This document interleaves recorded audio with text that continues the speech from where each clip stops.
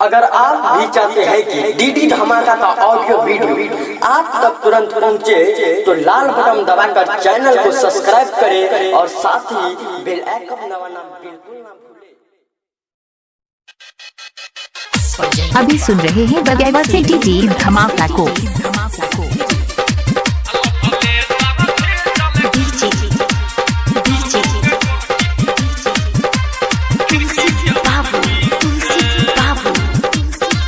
अभी सुन रहे दिवाकर दीवाना भाई।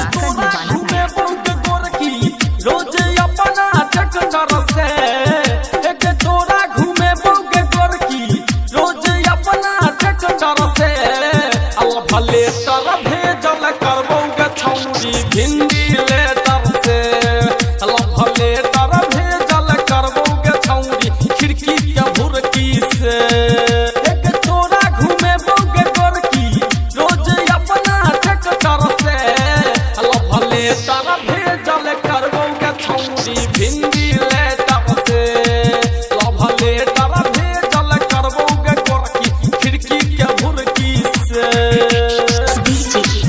इलाका किसी का हो धमाका दिवाकर दीवाना भाई का ही होगा।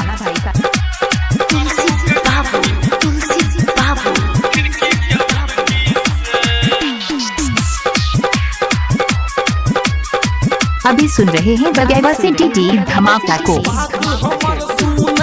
हसीना तोरा पाछू हम भेलियो दीवाना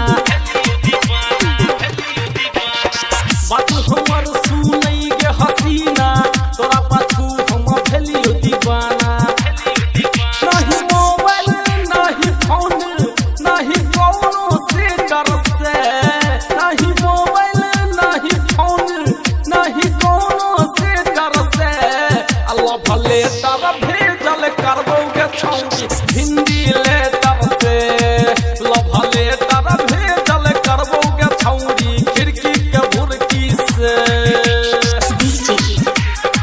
आप सुन रहे हैं दिवाकर दीवाना भाई को। ग्राम बगेवा, जिला मधुबनी, 2019।